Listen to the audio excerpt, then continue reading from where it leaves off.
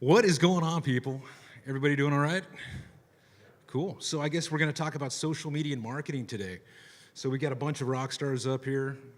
So how do you guys use social media to amplify marketing and community building in the crypto sphere? One of the biggest ones I think you should look at is EOS. And forget the technical stuff. Look at how they built community. Look at how they became one of the biggest ICOs. I don't even know what you call it because they had an auction every single day for their coin. But just look at how they structured things and how they built a giant community around the world. And now that community is competing to be block producers for their blockchain.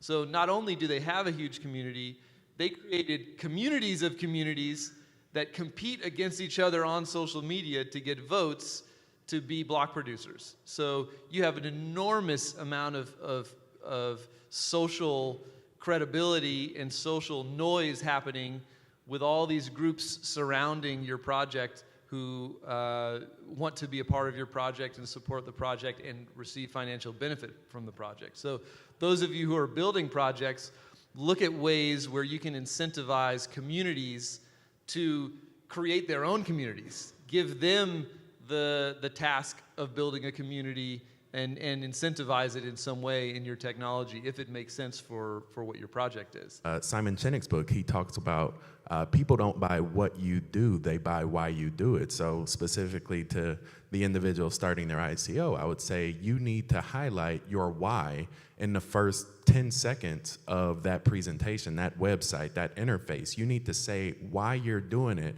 That way, whoever comes across that website can connect directly to your source, to your heart, pull from that energy, and then come up with their own reason as to when they will engage with you and what they will do to engage, to participate in your effort. You know, I think all too often, especially on the blockchain protocols, we have very scientific, calculated metrics that we're using to create these tools. But if we just simplify it and connect with the individual and understand the value that we're transmitting, we can make it a lot easier for both, producers and consumers.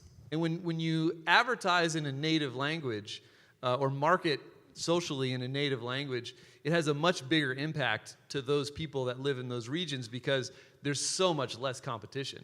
You go on CoinDesk or Cointelegraph or any of the major English publications, and there's going to be a battle for your attention with all these projects coming out, or an ICO rating site.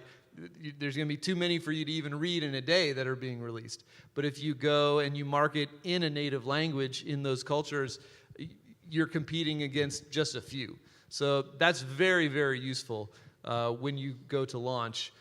Before you do that, you need to have a content campaign laid down.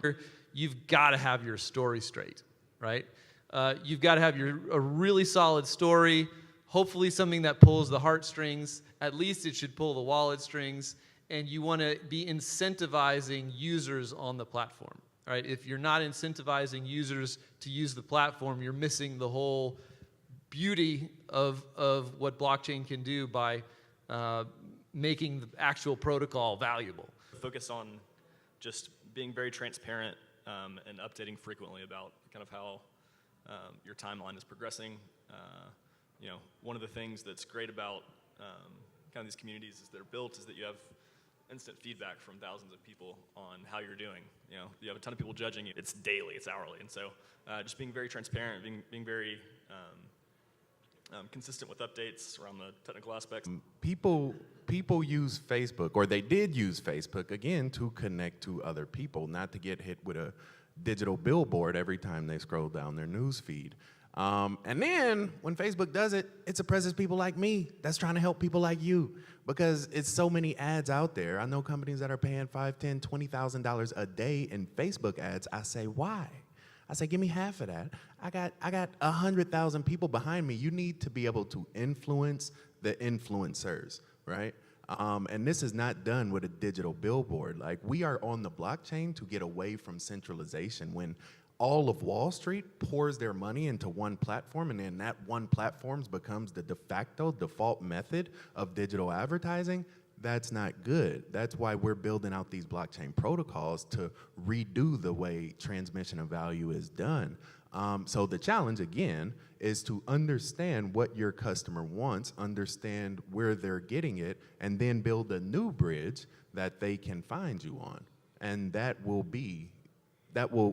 surpass any ROI or CPR, CPM. Think about ways you can do things that are really interactive with your stakeholders, whoever your stakeholders are, whoever the people that you need to be using your application.